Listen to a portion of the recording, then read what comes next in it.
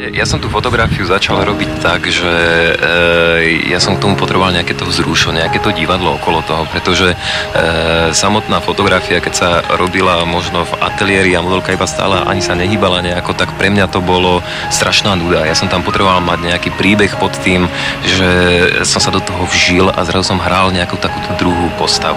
Hej. Takú tú, čo nebolo vidieť, čo bola za tým aparátom a prežíval to s ňou naplno. Čiže všetky tie emócie, ktoré som ja vlastne cítil, som sa snažil zaznamenať nie ako tu v srdci, ale niekde na ten film. Takže to bolo nejaká taká tá hra medzi tou modelkou a mňou.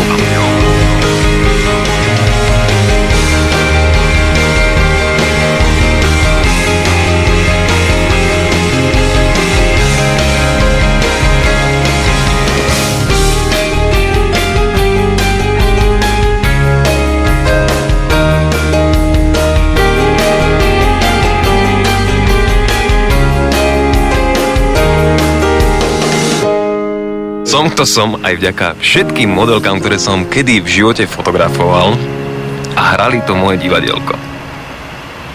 So mnou.